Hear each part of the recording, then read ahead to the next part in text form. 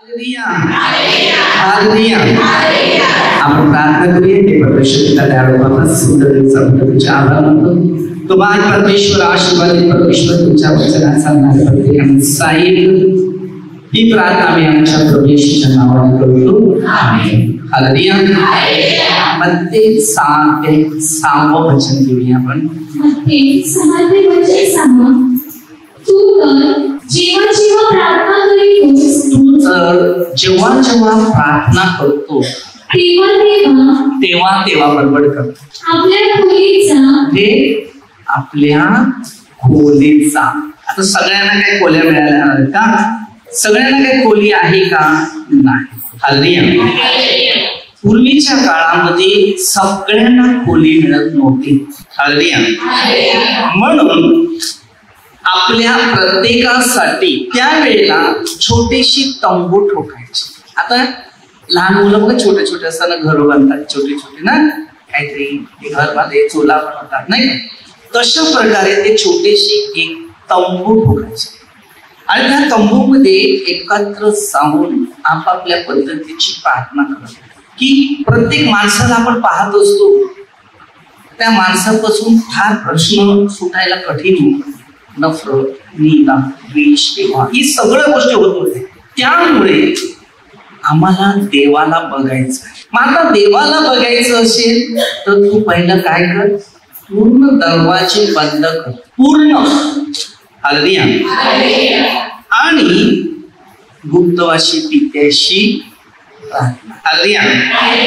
आता कोणाला सांगू नको असं बोलतात की नाही? काही तुम्हाला प्रसंग सांगायचं असेल ते काय सांगतात, कोणाला सांगू नको, तिला माहिती पडलं। हालेलुया। तसंच देवाच्या दृष्टीने देवाबरोबर जर आम्हाला बोलायचं जर असेल तर शांतता, नम्रता आणि लीन, आणि त्यावेळेला डोळे बंद करून अंतरात्म्याचे डोळे खुले करायचे, तर आपल्या पुढे परमेश्वराचं सुंदर रीतीने दर्शन हालेलुया। आणि ते दर्शन तुम्हाला मिळेल आणि देव तुम्हाला अंतरात्म्याच्या द्वारे एक शिक्षण द्यायला सुरुवात की तुझं मन स्वच्छ, तुझ्या मनात दुसऱ्याविषयी राग आहे, नफरत आहे, द्वेष आहे, हेवा आहे, आता हे पूर्णपणे स्वच्छ कर। हालेलुया। जेव्हा तुम्ही तेव्हा स्वच्छ होतात, हालेलुया, ते 5:8 मध्ये तेव्हा अंतःकरणातली पूर्ण स्वच्छही होते, तेव्हा आम्ही देवाला पाहत असतात। हालेलुया। देवाला पाहण्यासाठी हालेलुया मनाची, शरीराची, आत्म्याची, विचारधाराची सर्व तयारी करावी लागते। आणि जेव्हा आम्ही ती तयारी करतो तेव्हा देवाची कृपा आपल्या प्रत्येका बरोबर राहत असते। आता देवाशी कसं बोलणार आहे, जसं तुम्ही माणसाशी काय काय गोष्टी बोलत असतात ना, तसंच देवाशी तुम्ही बोलत असा। हालेलुया। कुणाच्या डाव्या हाताला तिला खास करतो त्याने हात वर। हालेलुया। आता जेव्हा तुम्ही तुमचं जीवन देवाला देत असतात तेव्हा तुमच्या अंतःकरणातल्या गोष्टी देव ओळखतो। हालेलुया। आणि त्याच्याने तुमची एक मजबूती देवाबरोबर असते। म्हणून प्रार्थना करताना तेसलोनिकरास पहिल्या पत्र 5:17 प्रार्थना कशी केली पाहिजे। तेसलोनिकरास पहिली पत्र 5:17 निरंतर प्रार्थना करा। काय सांगितलं? प्रार्थना कशी करा? निरंतर प्रार्थना करा। आता प्रार्थनेचा फायदा काय होते हे पहिलं आम्ही समजून घ्यायचं। तुम्हाला जेव्हा प्यास लागते तेव्हा पाणी पितात का? नका, प्यायला पाहिजे। मग जेव्हा तुम्हाला दुःख येतात तेव्हा प्रार्थना केलीच पाहिजे ना, प्रार्थनेला गेलंच। हालेलुया। म्हणून प्रार्थनेचं निरंतर असं आहे की आम्ही देवाबरोबर राहावं. योहान 7:37-38 वचनामध्ये सांगितलं. योहान 7:37.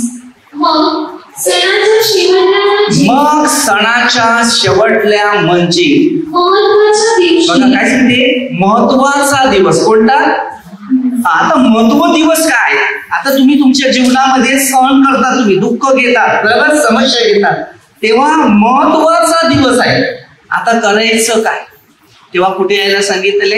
येशू उभा राहून मोठ्याने म्हणाला, कोणी आणलेलं असला तर त्याने माझ्याकडे यावे. समजलं. जे आध्यात्मिक जीवन आहे, तुमचं आध्यात्मिक जीवन तुमच्या जवळ नाहीये, त्यामुळे तुमच्यामध्ये प्रार्थना नसल्यामुळे तुमच्या घरात किंवा तुमच्यामध्ये फार मोठ्या प्रमाणात संकट, आपत्ती, दुःखी येतात. त्यानंतर आल्यानंतर तुम्ही येशू अशाच पद्धतीने आपल्याला आमंत्रण करते की तुम्ही प्रार्थनेत या, मग मी तुमच्या जवळ येईन. तुम्ही देवाजवळ वळा, देव तुमच्याकडे वळेल. हालेलुया. आता तुम्हाला एक चांगले अनुभव शिकायचा आहे. Hallelujah, hallelujah. हा जरा वचन दे मग सांग. आणि प्यावे जो माझ्यावर विश्वास ठेवतो त्याच्यातून शास्त्रात सांगितल्याप्रमाणे जिवंत पाण्याच्या नद्या. काय बोललं. जिवंत पाण्याच्या नद्या. आता नद्या म्हणजे काय. देवाचे पवित्र शब्द आपल्यातून वाहतात. हालेलुया. आता तुम्ही देवाचा शब्द घेणार, प्रार्थना घेणार, तेव्हा दुसऱ्यांना प्रार्थना सांगणार ना. काही कुठच्या गोष्टी सांगणार नाही. देवाविषयी म्हणून अध्याय 11-28 पासून सांगितले. औ कष्टी बालजनो तुम्ही माझ्याकडे. आता आपण देवाकडे जातो तर देवच आपल्याला विश्रांती देतो. मी नाही देणार, दुसऱ्या व्यक्तीही नाही देणार, कोणता माणूस कोणाला तुम्हाला विश्रांती देऊ शकणार नाही. ज्या व्यक्तीला देवाने त्याची निवड केलेली आहे तो फक्त त्याच्या नावाने जेव्हा तिथे प्रार्थना करतो आणि प्रार्थनेच्या सहभागात म्हणजे तिथे राहतो. मत्ती 18:20 2 किंवा 3 येशू ख्रिस्ताच्या नावाने तिकडे लोक समुदाय, बरोबर, असा जमा होतो, तेव्हा सगळे त्या राज्यामध्ये पवित्र आत्म्याचं सामर्थ्य प्राप्त होते आणि त्या सगळ्यांना ते राज्य मिळते. जेव्हा आम्ही सगळे जमा होतात तेव्हा मला त्या जमावचा अर्थ आम्हाला कळते की आम्ही प्रार्थनेला गेलं तर आमच्या जीवनात अशा चांगल्या घडल्या.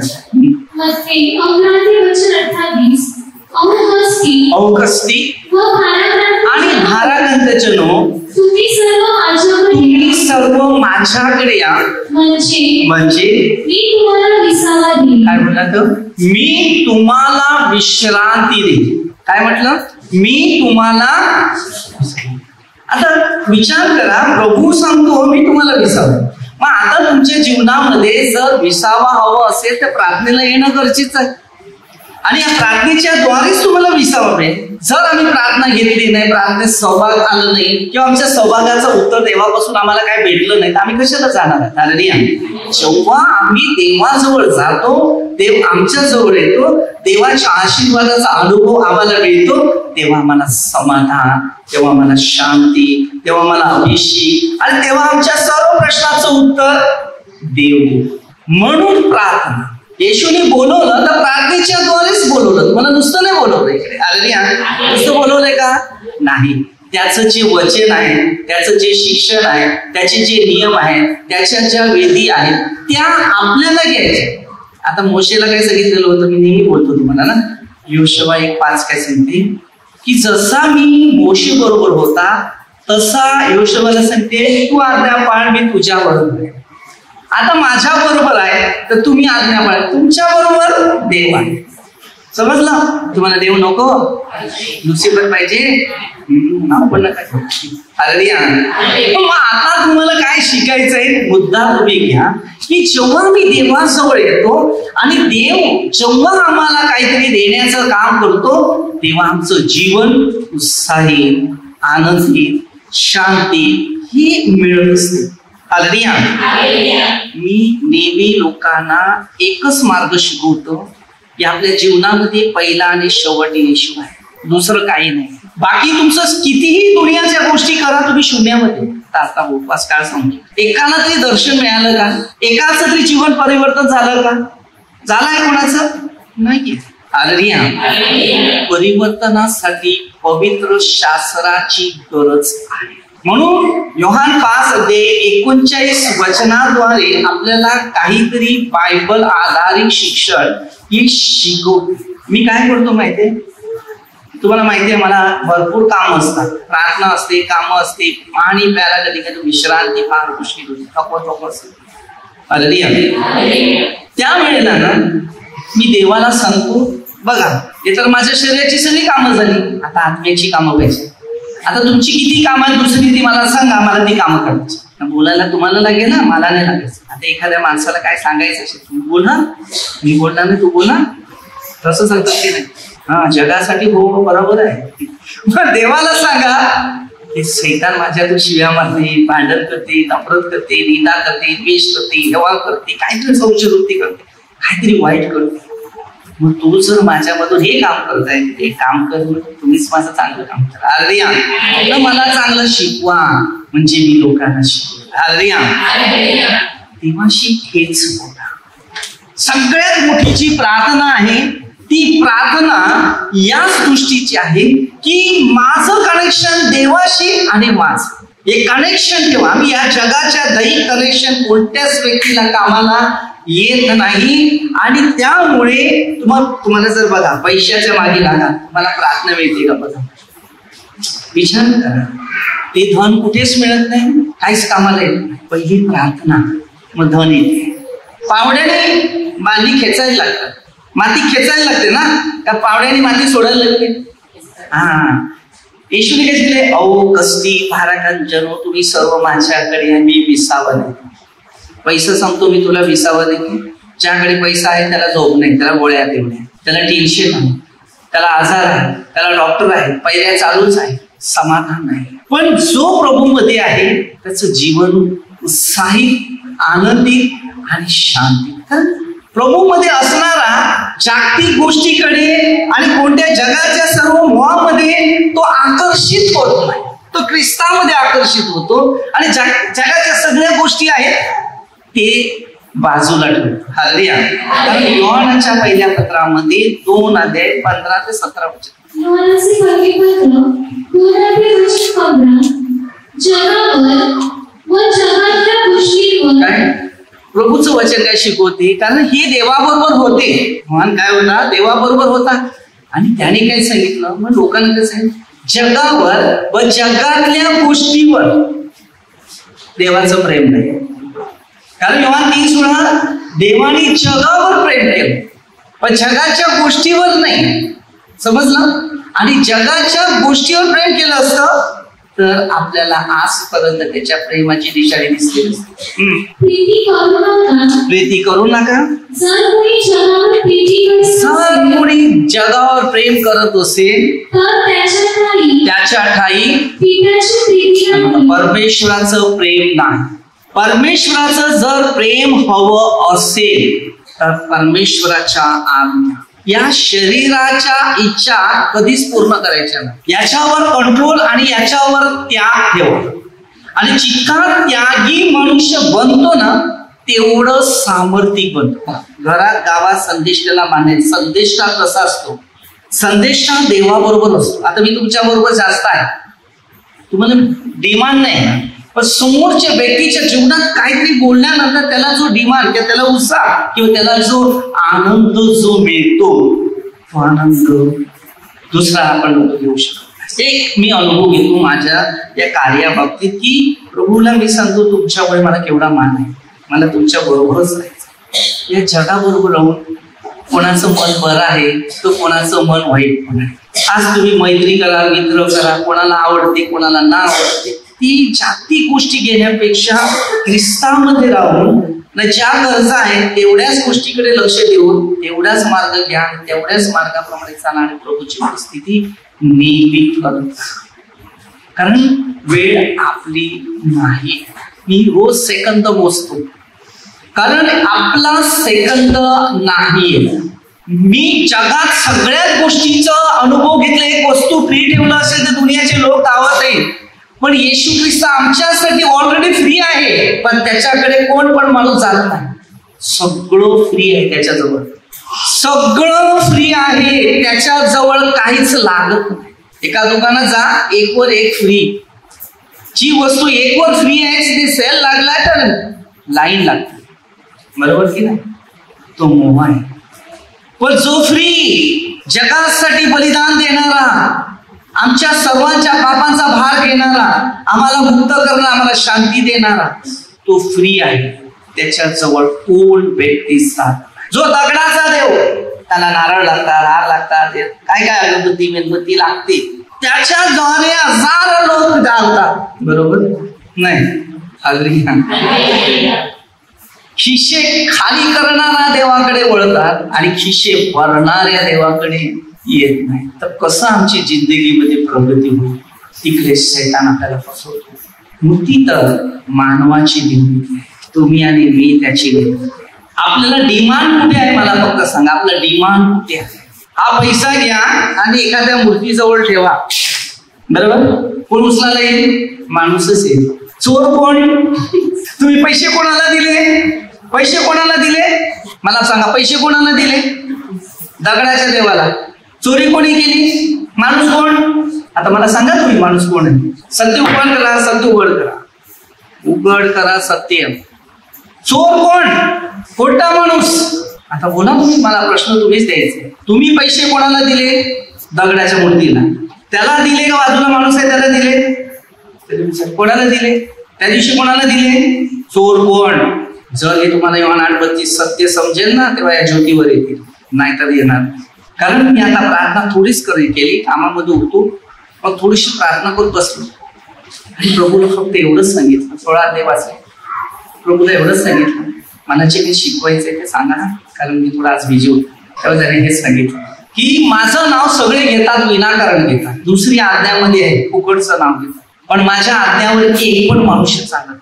आणि पहिली आज्ञा दिली की मूर्ती पूजा करायचीच नाही. आणि पूजा त्याची करतात ना, फायदे दुसरे घेतात. पूजा तुम्ही कोणाची केली? मूर्तीची. आणि मूर्तीच्या नावावर पैसे खाल्ले कोणी? भ्रष्टाचार कोणाचा आहे मला सांगा? चोर कोण? तुम्ही का मी? म्हणून देव ज्ञान देतो. जे देवाजवळ ज्ञान आहे ते पहिला आदामाला शिकवलेलं होतं. उत्पत्ती 3 अध्याय. बरा वाईटाचं ज्ञान आहे, यामधल्या झाडाचं फळ खाऊ नको, त्याने तेच खाल्लं. याच तुम्ही आणि मी आहे जगामध्ये.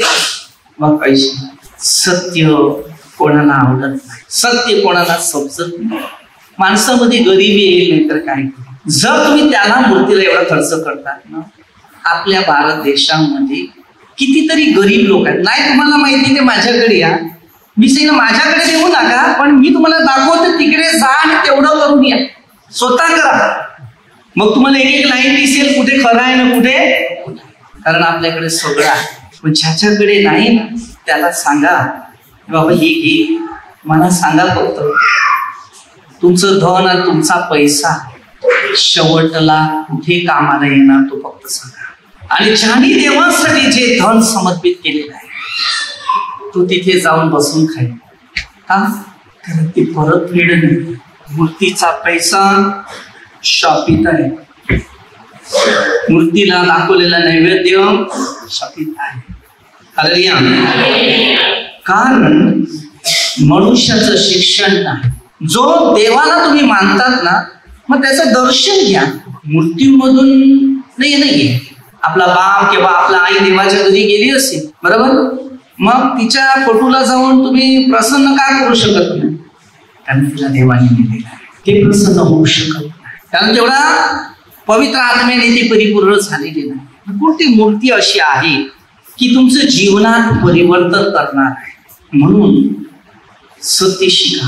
हे धन पैसा हे मोठं पाप आहे. पैसा करता येशूला जुदासने 30 नाण्याला विकलं. लोक कोणत्या गोष्टीमध्ये सांगतात? परंपरा. परंपरा नाही, ती परंपरा आहे ती मोशेच्या नियमानुसार आणि आदामाच्या नियमानुसार. परंपरा. आदामाला जो मुलगा झाला, उत्पत्ती 4:26, त्या मुलाचं नाव होतं शेत आणि मुलाला मुलगा झाला त्याचं नाव अनुज.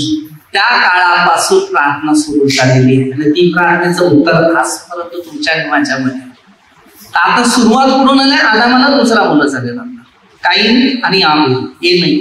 इब्री ग्रंथ 11:4 असं दिलेलं आहे. आबेलचं दान जे आहे आज त्या दानाद्वारे संपूर्ण जगाला साक्ष देते. दानधर्म आबेलापासून सुरुवात झाली, चोरी करायला काईनापासून सुरुवात झाली. समजलं? काईन त्या लुसिफरच्या दुष्टाचा होता, त्याच्या दुष्टाचा असल्यामुळे तो स्वार्थ होता, हत्यारा होता, अन्याय करणारा होता आणि सृष्टीचा 2 मार्ग त्यांनी तयारी केली. हालेलुया.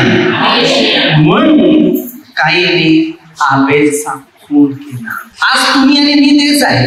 आज मी प्रभूची सेवा करतो, प्रभूचं काम करतो, तर माझ्या विरुद्ध लोक का उठतात? त्याला कारण हेच आहे. येशूच्या विरुद्ध का उठलं? कारण तेच आहे. कारण आदामाला परमेश्वराने निर्माण केलेलं होतं. त्याला फसवण्यासाठी लुसिफरने सापाच्या द्वारे, एवेच्या द्वारे त्या पृथ्वीत पापाचा मार्ग सुरुवात केली आणि तिथे नाश उत्पन्न झाला. आणि तिथूनची सुरुवात आहे ती आजपर्यंत लोकांमध्ये जे जगात उतरतात ते लोक देवाबरोबर वैर होतात. म्हणून आपल्याला आध्यात्मिक शिक्षण हे खजिना आहे. हे पवित्र शास्त्र लोकांच्या जीवनाचं परिवर्तन करण्यासाठी जे आजारात आहे, दुःखात आहे, समस्यात आहे, पापात आहे, नाशात आहे, घाणीत आहे, कोणत्याही परिस्थितीत असू दे, तो हे शब्द माणसाला वेगळे जवळ करते. हे शब्द तुम्ही आणि मी नाही करणार. तुम्ही त्याच्या विरोध जाणार, विरोध वागणार, विरोध प्रवास करणार, तसं नाही. याचा शब्द, याचं शिक्षण अशा पद्धतीचं आहे की तो आपल्याला जवळ करतो. म्हणून सगळे थकलेले, भागलेले, निराशात पडलेले, समस्यात पडलेले, संकटात पडलेले, ये मी तुला विश्रांती देते. इतकं सुंदर आमंत्रण केलेलं होतं. कोण व्यक्ती मला सांगा. म्हणून मी नेहमी लोकांना काय सांगतो, कोणत्याही गोष्टीत ना पहिला सल्ला घ्या. पुढे तुम्ही सल्ला घ्या. काही सल्ले घेतल्यावर तुमचे प्रश्न सुटतात. कारण जेव्हा मला देव काही गोष्टी शिकवेल तेव्हा मी तुम्हाला सांगेल थांब 2-4 दिवस थांब. कोणता वकील तुम्हाला ताबडतोब बोलणार नाही की या उद्याच्या उद्या मी फैसला देतो की कोणता जज नाही. कोणतीही धार्मिकता ताबडतोब निर्णय घेऊ शकत. कारण देवाचे निर्णय असे असतात की त्याला वेळ लागते. योहानमध्ये 5 वचन वाचलं.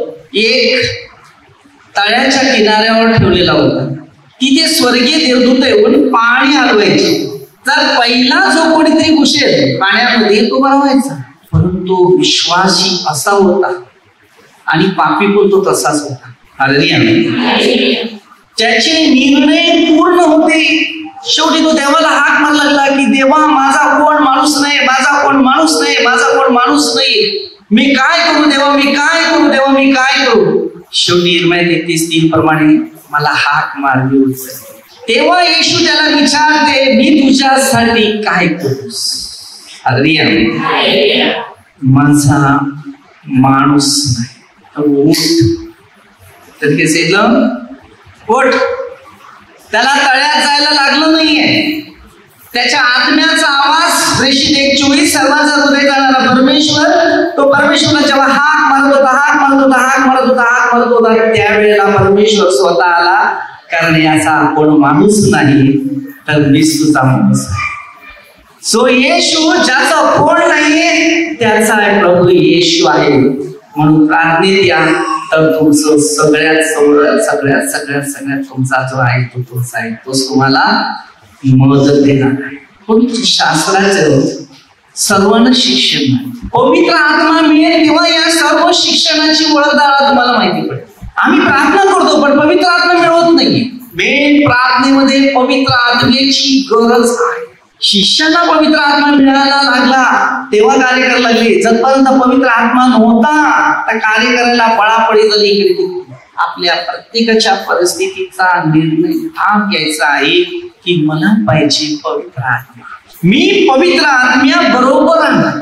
दुसरं देवाने मला आज सांगितलं की ज्या माणसामध्ये शैतान आहे, ज्या माणसात शैतान कार्य करते, तो कोणताही चांगली व्यक्ती असेल ते त्याची निंदा, त्याची नफरत आणि त्याचा द्वेष करते. तर मी सांगितलं होय प्रभू तसंच आहे. मी किती चांगलं करतो पण माझ्या विरुद्ध बक्षीस मिळते, विरोधच मिळते. तो सांगते मी पण तेच करत होता, मला शेवटी खेळाचा भार दिला. देवाच्या एवढे दुःख आहेत आपले तेवढे. देवाला सांगतो शक्य असेल तर तुमचं दुःख मला कारण जेव्हा आपण एक विचार करतो आपल्या स्वतःच्या सुखासाठी दैहिक गोष्टीसाठी आपण काय पण करतो, कधी विचार करत नाही. आपण एवढी पाप करतो, एवढं खोटं बोलतो, एवढे चुकीचे गोष्टी करतो, नफरत करतो, निंदा करतो, द्वेष करतो, त्याला मी शेवतो आणि शैतानाला आनंद देतो.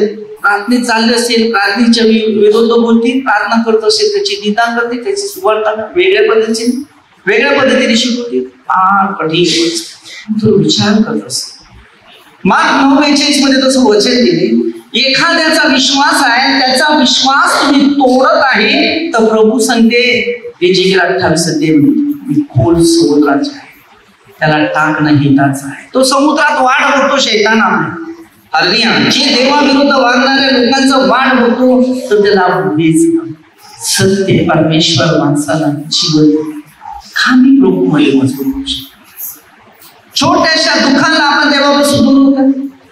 कधी कधी काही लोकांना थोडस बोलणं का राग येतो, प्रार्थना सोडून जातात. हो, चांगली गोष्ट आहे. मला तर शाळा सोडून दाखवा ना कंपनी सोडून दाखवा.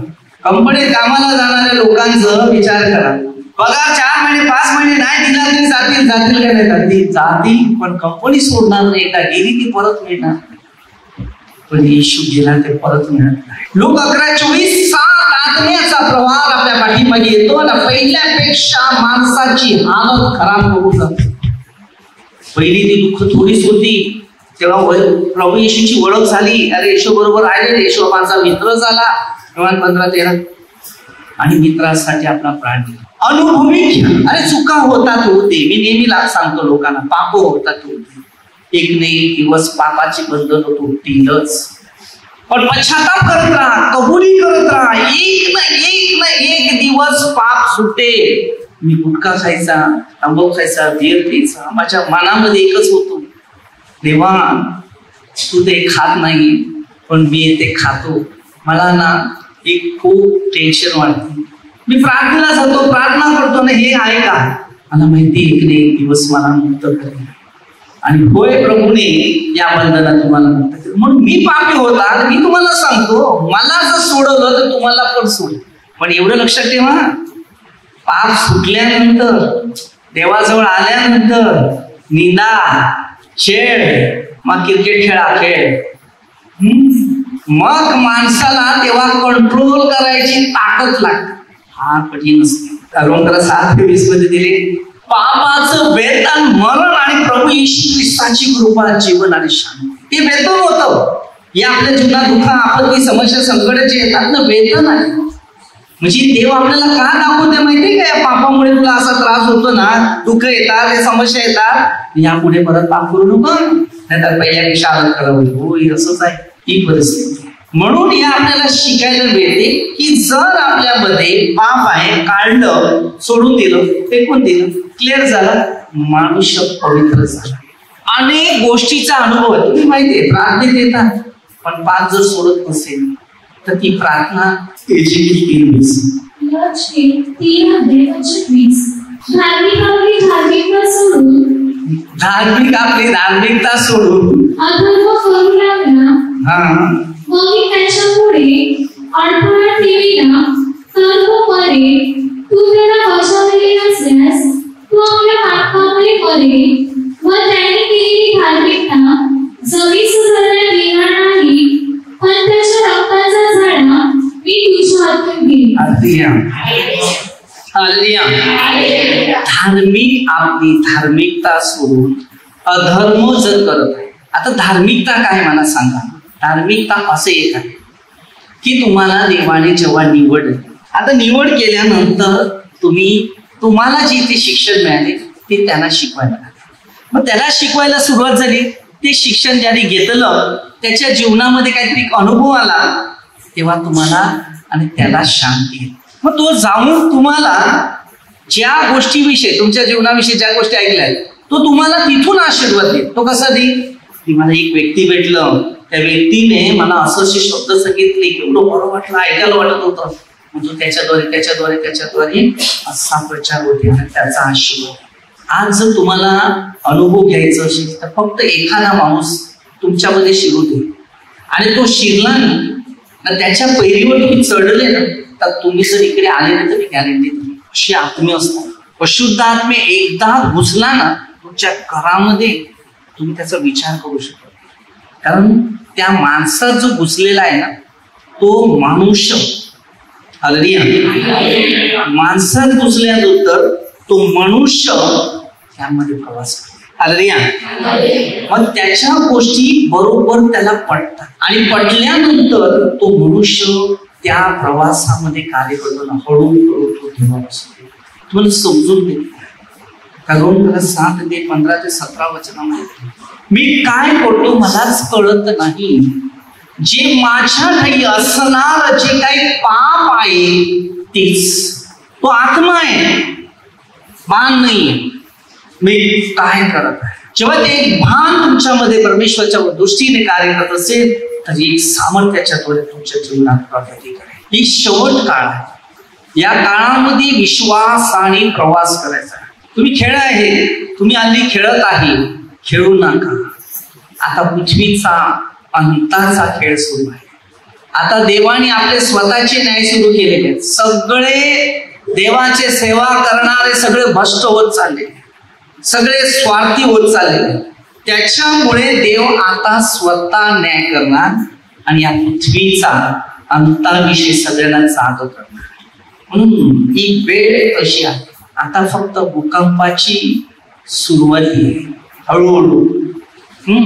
प्रत्येक टाइम बघा कारण बायबलच्या ओपन केलेलं ना बायबल जो वाचतो आणि बायबलच्या वचनावर विश्वास ठेवतो ना तर या सृष्टीवर बरोबर तो विश्वास ठेवेल. म्हणजे सृष्टी लयाचा म्हणून बोलला मोबाईल कमी करा टीव्ही कमी करा बायबल जास्त वाचा. कारण सैतान सुटलेला आहे. लोकांच्या घरी बायबल कमी आहे आणि टीव्ही जास्त आहे आणि मोबाईल पण जास्त आहे. खोटं जास्त आहे खरं कमी आहे. म्हणून माणसावर संकटाचा भार आहे तो कंट्रोलात राहायचा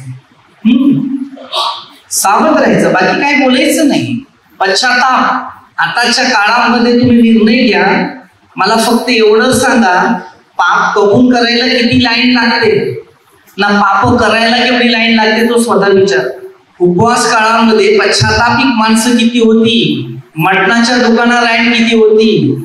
दारूच्या दुकानात लाईन किती होती. पार्ट्यांच्या दुकानावर लाईन किती होती. त्याचं आकर्षण करा आणि या ईस्टरचा आणि ह्या उपवास काळाचा मला प्रश्न द्या मग मी तुम्हाला सांगेन.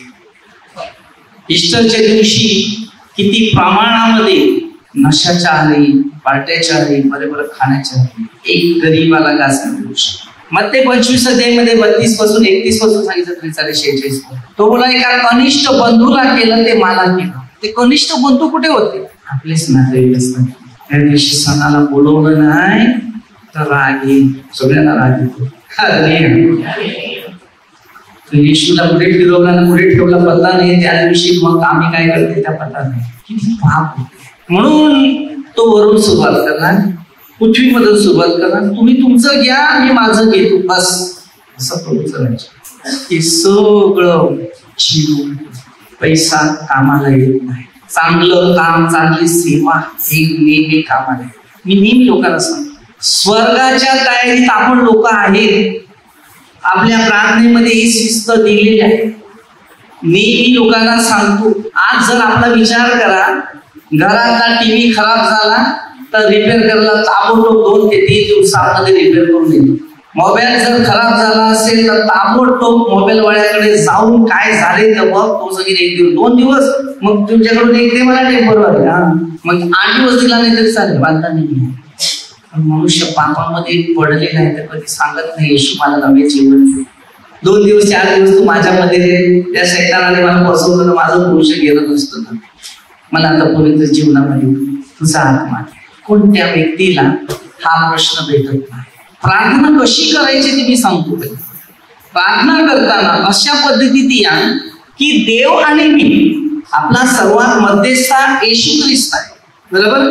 आणि हा मध्यस्था जगाच्या पापी लोकांसाठी एकदा सैतानाबरोबर युद्ध करून गेला आणि त्याला बलिदान दिला आणि आपल्या सगळ्यांचा एग्रीमेंट त्यांनी हातात घेतला. मग 11:27 मध्ये दिलं, माझ्या पित्याने सर्व अधिकार दिलेला आहे. हालेलुया. आणि ज्या वेळेला तुम्ही बघा वचन घेत जरा मध्ये 11:27 माझ्या पित्याने माझ्या हाती सर्व काही दिले आहे आणि पिता वाचून पुत्राला कोणी ओळखीत नाही आणि पुत्रा वाचून व ज्या कोणास त्याला प्रकट करावयाची पुत्राची इच्छा असेल त्याच्या वाचून पित्याला कोणी ओळखीत नाही. हालेलुया. हालेलुया. काय वचन काय सांगते? माझ्या पित्याने माझ्या हाती सर्व काही दिले आहे आणि पिता वाचून पुत्राला कोणी ओळखीत नाही. आता परमेश्वरापासून कोणीच पुत्राला न पुत्रापासून परमेश्वराला कोणी ओळखत नाही. आता पिता कोण होता आणि पुत्र कोण होता? येशू ख्रिस्त. पण लोकांना पितावर विश्वास ठेवावा आणि येशूवर विश्वास ठेवा. योहान 8:58 काय? योहान 8:58 येशू त्यांना म्हणाला, मी तुम्हाला खचित सांगतो, अब्रामाचा जन्म झाला त्यापूर्वी मी आहे.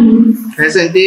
मी खरं सांगते, अब्रामाचा जन्म झाला त्या पूर्वी मी आहे. आता विचार करा, प्रकटीकरणामध्ये 22:13 प्रकटीकरण 22 वचन केलं, मी अल्फा व ओमेगा म्हणजे पहिला व शेवटला, आदी व अंत असा आहे. हालेलुया. पहिला आणि आदी आणि अंत असा आहे. आता तुम्ही विचार करा, तो पहिला आणि आदी. हालेलुया. आता जर तुम्ही विचार करता की खरोखर प्रभू येशू पहिला होता शेवट होता, तो कसा होता? पित्याद्वारे. हालेलुया.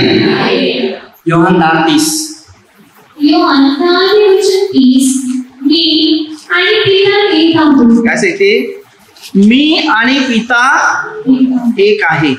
आता तुम्ही विचार करा, तो ते मी आणि पिता एक आहे. आता जर परमेश्वराने आपण एक आहे, आमच्या डाव्या बाजूच्या अंगठी अशी वाकडी होती, अंगठी अशी वाकडी होते, त्याने आठवते.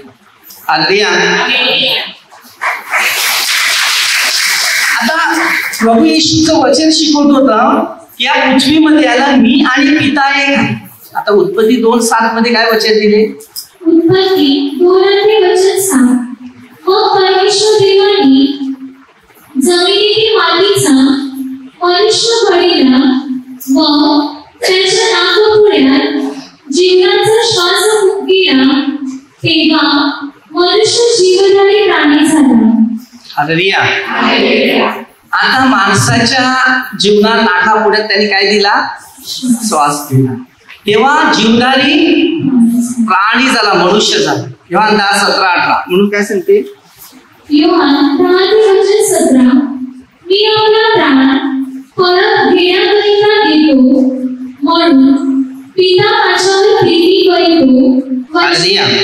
तो काय सांगते? मी प्राण देण्याचा आणि प्राण घेण्याचा अधिकार मला दिलेला आहे. बरोबर? तर पिता तुम्हाला दिले. आता पित्याने त्याला अधिकार दिलेला होता, तर पित्याच्या गोष्टी नाही सांगितलं तर प्रभू येशूवर विश्वास कोण ठेवणार आहे? ठेवणार आहे का? नाही. हालेलुया. ज्या वेळेला सैतानाने येशू ख्रिस्ताच्या बाबतीत निर्णय घेतला नाही याला सतावायचं, जो आदामाच्या हातात जे अधिकार होता तो सैतानाने घेतला. हालेलुया. मग आता अधिकार घेतलेला आता या जगाचं सगळं नाश होणार. उत्पत्ती 6:5 पासून आहे, कारण माणसाची दुष्टाई वाढली, सैतानाचं राज्य त्याच्या हातात घुसलं आणि सगळ्या लोकांच्या जीवनामध्ये पापाशिवाय दुसरं काही. मग आता प्रश्न आले, हे करणार काय? हालेलुया. मग शेवटी देवाने संदेश पाठवला, तरी काही जमलं नाही. शेवट आता पुत्र म्हणून पाठवतं. बघ मग शेवटी त्याला पुत्राचा अनुभव दिला. मग येशू पुत्र पण बनला, कारण त्याला ओळखलं ना तो देव आहे. मग प्रभू येशूला देवाच्या मार्गाचा अनुभव परमेश्वर पित्याने त्याला अशा दृष्टीने शिकवलं की आता लोकांना दाखवताना मी स्वर्गीय बाप आहे, तो माझा पुत्र आहे. आता जन्म न दिला तर लोकांना कळणार कसं? कारण पहिली जी संतती होती ती परमेश्वराच्या रूपाची होती. उत्पत्ती 1:27 ना आदामाला तसंच बनवलं ना परमेश्वराने, त्याच्यात आत्मा घातला. पण ज्या वेळेला आदामाची पासणी काढली तर त्याची स्त्री बनवली, तेव्हा लुसिफर आला ना पाप सुरू झाला. आणि या जगाचं पाप इथूनच आहे. आता या जगात पवित्रता पाहिजे. मग त्यांनी पवित्रता कसं केलं पाहिजे की देवाने दिलेलं संतती बनवली. लोक पहिला दुसरा ते जर वाचलं तुम्हाला, त्याच्यात जर अनुभव पवित्र आत्म्याचा असेल तेव्हा पवित्र आत्म्याची छाया आली, परस्परांचा पुत्र होईल, त्याचं नाव तू येशू होईल असं त्याला सांगण्यात आलं. आणि देवदूताच्या द्वारे मरियेने स्वीकार केला आणि या पृथ्वीमध्ये तो देव जन्माला आला. म्हणून आजच्या काळातले आणि या जगाच्या काळातले ऐतिहासिक गोष्टी फार मोठ्या आहेत.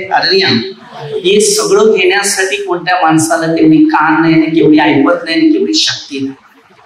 तर हे जे शैतानाने अधिकार घेतलेला होता तो अधिकार नष्ट करण्यासाठी प्रभू येशू आला. म्हणून लूक मध्ये 4:6 मध्ये शैतान येशूला विचारतोय, लूक 4:6 आणि त्याला म्हटले यावरचा सर्व अधिकार याचे वैभव मी तुला देईन, कारण हे मला सोपून दिलेलं आहे, माझ्या मनाशी.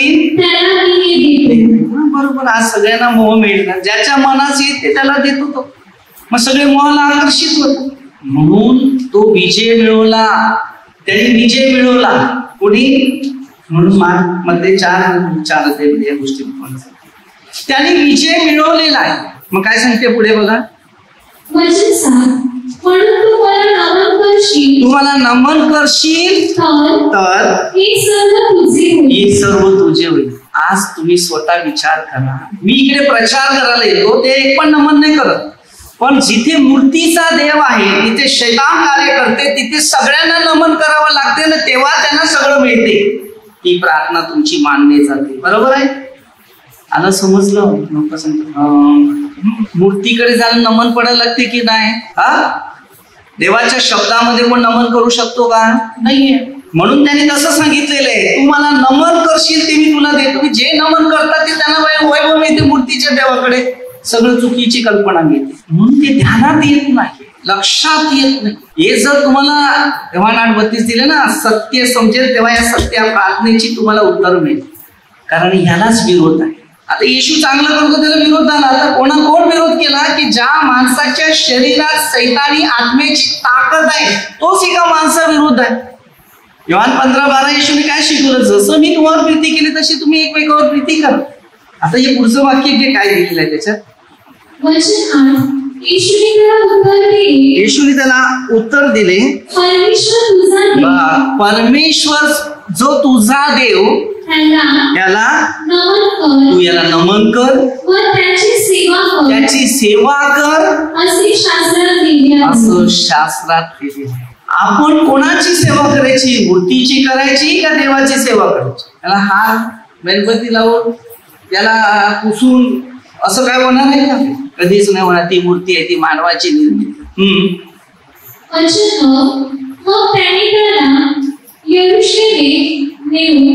मंदिराच्या शिरोभागी उभी केली व त्याला म्हटले, तू देवाचा पुत्र आहेस तर इथून खाली उडी टाक. काय सांगते? शैतान त्याला चढवायला लागलेला आहे. त्याला काय सांगतो, तू देवाचा जर पुत्र आहे तर असं करून टाक. आता काही लोक तसे करतात की नाही? तुला जर देव असेल तर चमत्कार करून दाखव. तेव्हा देव चमत्कार करत नाही. देव परीक्षेला सरळ उत्तर देतो, जिंकण्यासाठी त्याला नंतर उत्तर देतो, तो विजय मिळवून देतो. पण नफरत द्वेष देवामध्ये सरळ उत्तर देत नाही. प्रभूचं शिक्षण आहे, डायरेक्ट समोर उत्तर नाही होत. स्लोली होते पण परफेक्टली होते. कारण शास्त्रात असं लिहिलेलं आहे की तुझे रक्षण करणार. म्हणजे सैतानाने बायबल पहिल्यापासून वाचलेलं आहे. मोशेला पहिले 10 आज्ञा दिल्या, तिथून सुरुवात. उत्पत्तीपासून त्यांनी खजिना घेतला, सगळ्या लोकांना मोह दिला, मोहामध्ये पाडलं, भांडण, नफरत, द्वेष किंवा करणं, सगळ्या गोष्टीमध्ये गोंधळ केला. नोहाचं ठेवलं तर नोहाला पण बिघडवलं. हालेलुया. येशू ख्रिस्ताच्या द्वारे तुम्ही आणि मी वाचलेले. समजलं?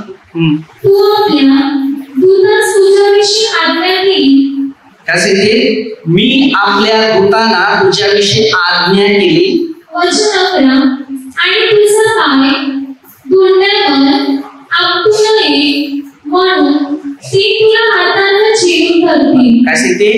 धोंड्यावर पाय आपटू नये म्हणजे तुला हातावर. वचन 12. येशूने त्याला उत्तर दिले की परमेश्वर जो तुझा देव त्याची परीक्षा पाहू नको. काय सांगते? आज आपल्या परीक्षा घेतात तेव्हा आपण कधी उत्तर असं दिलेलं आहे ना की परमेश्वर तुझा देव त्याची परीक्षा. काय सांगितलं? परमेश्वर जो तुझा देव त्याची परीक्षा पाहू नको. आता परमेश्वर कोण होता? येशूच. आता बोल प्रकटीकरण 22:13 मध्ये दिली. मग त्यांनी काय शिकले? परमेश्वर जो तुझा देव त्याची परीक्षा. तो परमेश्वरच होता की त्याच्याकडे परीक्षा घ्यायला आला. बघा काय सांगते? परमेश्वर जो तुझा देव, तो येशूच देव असे सांगितले आहे. वचन 13. मग सैतान सर्व परीक्षा संपून संपती वेळेपर्यंत त्याला सोडून गेला. अगदी संपूर्ण परीक्षा घेतली. तो मानवाला ठपवायला आलेला होता ना. तुम्हाला मला ठपवायला तोच येतो. म्हणून देवाने निर्णय घेतला की आदामाला फसवलं, एवेला फसवलं, सगळ्या मुलाला फसवलं, सगळ्या लोकांना फसवलं. मग यांनी चालवलंय काय? मग आता काम करते की मीच येते मानव अवतार म्हणून पृथ्वीमध्ये निर्माण होतो. म्हणून तुझ्या सांगितले परमेश्वर तुझा देव त्याची परीक्षा पाहू. मग त्याला कळालं सैतानाला की प्रत्येक माणसामध्ये माझा आत्मा आहे. 17 स्पष्ट दिले. आणि तेव्हा शैतान म्हणून मात्र 11:27 मध्ये तिथे लोकांना सांगितलेलं आहे. माझ्या पित्याने माझ्या हाती सर्व काही दिले आहे. काय दिले? माझ्या पित्याने सर्व काही दिले. म्हणजे लोकांना, आता आपण माणूस आहे बरोबर, या माणसामध्ये देवाचा आत्मा कसा आहे बरोबर, ये गोष्टी येशू ख्रिस्त तिथे लोकांना सांगते की माझ्या पित्याने माझ्या हातात सर्व दिले. आता सैतान काय सांगतो? माझ्या हातात दिले. पण त्याच्या हातात होतं ते सगळे मोहाच्या गोष्टी होत्या. हा तर सगळ्या मोहावर विजय मिळवणारा होता. आणि सगळं विजय मिळवल्यावर त्याचा घात माणसाच्या द्वारे सैतानाने पूर्ण कार्य केला की नाही. जुदासला 30 नाण्याच्या त्याला फसवलं, त्याला मारून टाकलं. बर त्याचं काम झालं, त्याला पकडलं, सोडून गेलं. आम्ही देवाला पकडलं, देवा विरोध केला, आम्हाला सोडून झालं की सैतान आपल्यातून कार्य करते. नंतर तो बाजूला होतो पण आपण जीवनामध्ये निघून जातो. त्याचा आत्मा आहे. जसा देवाचा आत्मा आपल्यामध्ये कार्य करते ना, तसा सैतानाचा आत्मा आपल्यामध्ये कार्य करते. आणि तो कार्य करून आपल्यातून वाईट कर्म करायला शिकू. आपण दंड कोणाला देतो, शिक्षा कोणाला देतो, त्या शेवटी माणसाला तो आत्मा परत निघून जातो. शिक्षा भोगतो मनुष्य. म्हणून प्रभू येशू आमची शिक्षा भोगण्यासाठी तो बलिदान झाला. म्हणजे आम्हाला शिक्षा होऊ नये. समजलं? आपण पटकन निंदा करणार, नफरत करणार, द्वेष करणार, हेवा करणार. आपलं जीवन हेच आहे. पण आपण हा विचार करणार नाही की प्रभू येशू दुसऱ्यासाठी गेलाय तर आम्ही पण दुसऱ्यासाठी प्रार्थना तरी केली पाहिजे. बलिदान दिले ते चुकले, त्यांना क्षमा करा. जाऊ दे बाबा, हे परमेश्वर हे काय करते त्यांना कळत नाही. जाऊ दे, क्षमा कर, फ्री हो. काय शिकवलं त्यांनी ते शिकवलं. आमच्या स्वर्गीय बाबाची प्रार्थना. हालेलुया. सत्य शिक्षण मार्ग नियमविधी आमच्या जवळ नाहीये. म्हणून आम्ही अद्याप 8:32 अद्याप आम्हाला सत्य कळालं. म्हणून प्रभूचं शिक्षण जे आहे ना, ती ह्या पवित्र शास्त्राच्या द्वारे, कोणत्या मूर्तीद्वारे शिक्षण भेटत नाही. चला आता छोटेच एक प्रार्थना घेऊया.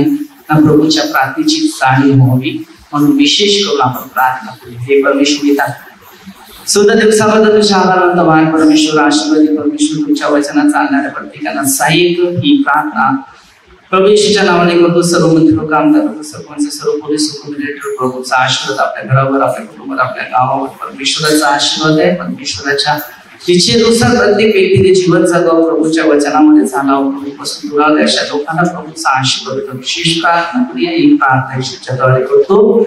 आमेन. हालेलुया.